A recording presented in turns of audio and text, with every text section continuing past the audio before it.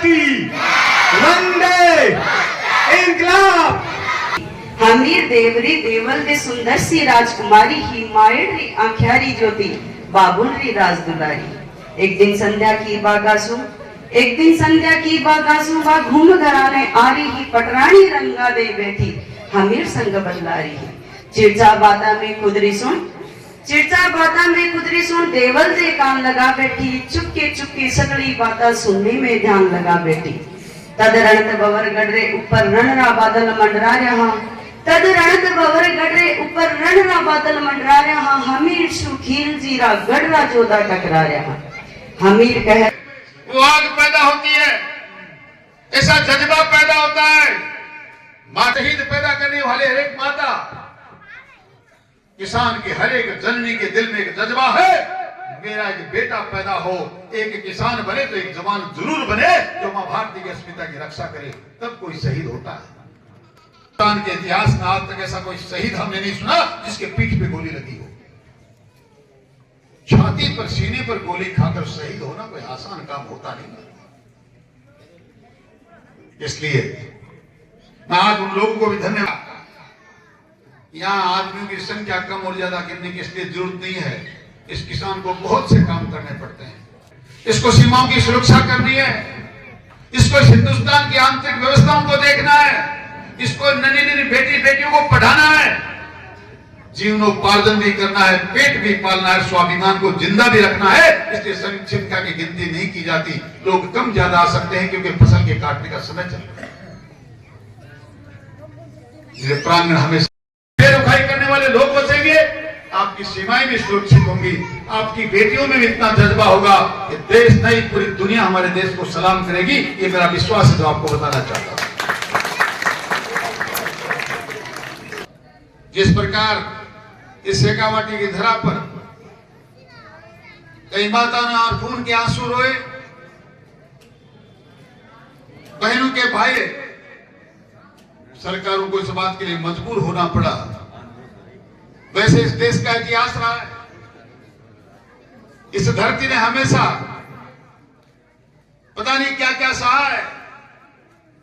यह पृथ्वी जिस दिन बनी, जिस दिन उत्पत्ति हुई, तब से लगातार आज तक। और भैया ने उड़े लिया हो,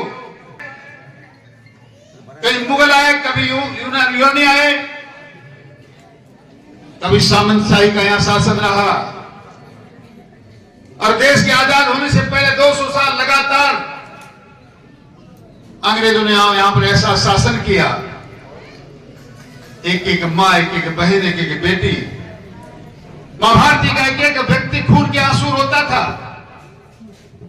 पता नहीं कितने लोगों ने अपने प्राणों की आहुतियां दी, कितने माताओं ने अपने बेटों को खोया।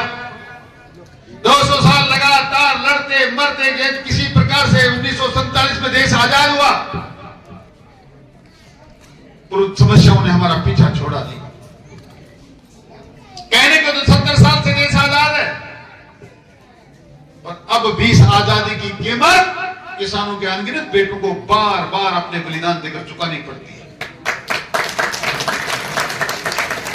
देश के आजाद होने के बाद 62 में युद्ध हुआ, 65 में युद्ध हुआ, 71 में युद्ध हुआ।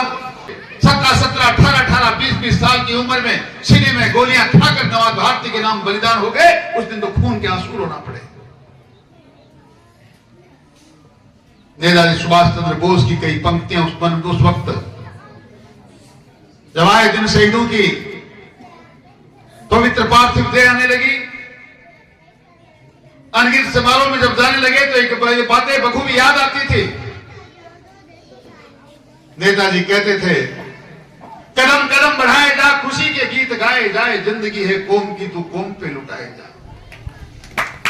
रण बहादुर ने अपने आप को कौम पे लुटाया। मंचों पर खड़ा होकर जब हम लोग राजनीतिक चर्चाएं करने लगे तो लोग कहने लगे, ये वोटों की गिनती करने वाले लोग हैं, ये राजनीतिक चर्चाएं करने वाले लोग हैं। हो सकता है किसी को बुरी लगी हो, पर भाई श्री राम जी गोदा कोई बेकार बात नहीं करे थे। ये सच्चाई है। लड़ाई मात्र एक मैदान पे नहीं लड़ी जाती है, उन्होंने सीमाओं पर लड़ाई लड़ी। कोई बंदर लड़ाई लड़ता है, कोई बाण लड़ता है, कोई बिखरता है, तभी तो कोई निखरता है। और ये लड़ाइयां चंद्रशेखर आजाद, अमर शहीद भगत सिंह जैसे लोग बलिदान हो रहे थे फांसी के फंदों पर चढ़कर, और सारे के सारे चौराहों को जब जाम दिया तो ये देश आजाद हुआ। ये आजादी बचे कैसे? 70 साल के आजाद हिंदुस्तान में कई सरकारें आई, कई बनी, कई बिगड़ी। एक भी सरकार में किसी ने ये नहीं सोचा,